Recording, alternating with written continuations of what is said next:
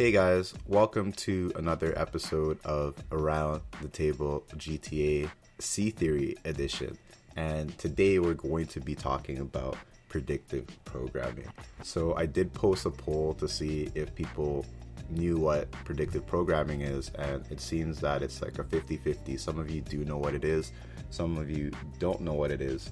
And the thing with predictive programming, it is a C theory and it's not necessarily proven, right? But certain things can't be so coincidental, right? If something continuously happens and there's a pattern towards it, it's really hard to believe that it's a coincidence after a while. One of the biggest indicators of predictive programming is the book of 1984. I'm only going to mention it once because it's one thing that's kind of been controversial and people are losing their channels on that. But that book shows a future in a certain way and people are correlating to our future now. Another example of a predictive programming is The Simpsons. They have a lot of episodes where predictive programming happens, where they'll say that something's happening or they'll make a skit and it'll seem funny or weird or strange, and then later on in the future it's something that becomes a truth, right? So predictive programming shows you a reality and then that reality is shown later on in real life, whether it's in a cartoon, whether it's in a book, whether it's in a movie, whether it's in an ad.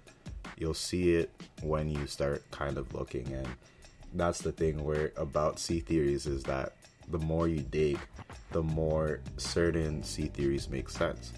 This is not saying that all of them are credible, because there's a lot of them that are really out there, and we're gonna slowly explore a bunch of them, but we're gonna keep it on surface level things for the moment. Predictive programming also goes in line with classical conditioning.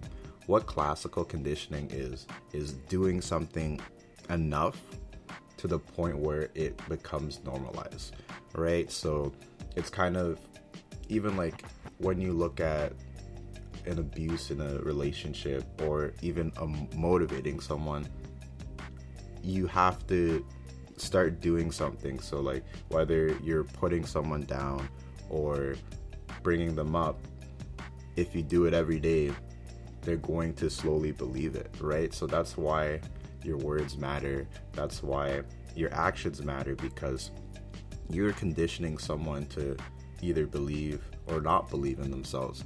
And that's why, it's not really great to be online and put yourself down and stuff like that, because you're going to eventually believe it or you're going to eventually accept it, right? And the thing about life is you accept what you think you deserve, and a lot of us deserve more than we think that we deserve. But getting back to predictive programming, there's a series of examples where this actually creates the biggest foundations for certain C theories, especially one with what happened in New York on that day. If you know what I'm saying it, but I'm not going to say it on the podcast because I don't want to get shadow banned. But if you could put 1 and 2 together, then you know what I'm talking about. But that theory in itself, there's so many videos and movies in the 80s and the 90s that have commercials, including The Simpsons, that kind of allude to something happening in that city on that day, like the actual days. And it's something that people really hold on to, saying that that wasn't a real event or that was a staged event. Obviously, like, it was real, people died and everything like that, but the narrative that was fed was not necessarily the true narrative. Even if you go back, they found one of the people's passport there who did the atrocity, but how could you find a passport fully intact when there's no remains of the people, there's no remains of certain objects, but laminated, I think it was laminated passport, was able to be found, right? It makes things seem really sketchy.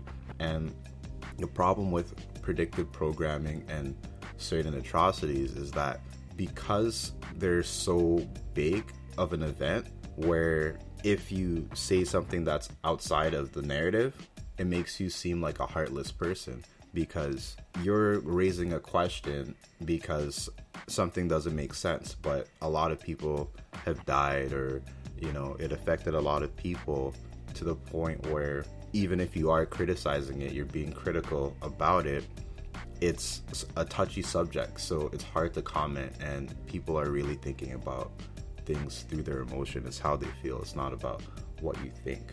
And with that, you have to look into things where it's just like, is this set up on purpose, or is this merely a coincidence? That's the thing about a lot of C theories, and maybe in the next episode or another episode I'll talk about more of the origins and how they kind of made people kind of look crazy. But there are some pretty crazy people in these circles, and they say crazy stuff, but when you add certain things together, you're going to be questioning a lot more. So predictive programming is basically saying something or doing something and saying that, oh yeah, this is a possibility, and making it in some type of art form, and then it actually coming to pass. Whether it's people being able to fly off buildings, or whether it's sea creatures coming to take over the world, or anything you could come up with your mind. But there's TV shows and books and other things that do show this stuff, and it's happened time and time again. So a lot of people do believe in predictive programming. The last example that I'm going to use is, there is a cartoon show, and if you guys are basketball fans, or if you know who Kobe Bryant is, Kobe Bryant died, I could say recently, but it's not this year, but it's been pretty recent. I think it's been at least a year. And how he died was a helicopter crash. But there is a cartoon skit from, I think, either 2015 or 2017 that shows him dying in a helicopter crash, and years later he died in a helicopter crash. So a lot of people are going back to this episode and being like, see, it's a setup, it wasn't an accident. They knew that this was going to happen, or whoever they are knew that was going to happen, and this is how he was supposed to die, and someone was throwing it out there. And if you search on YouTube or any video site, you could find the clip from the TV show, or you could find the original TV show episode, and it's still there. And it's kind of strange, like stuff like that.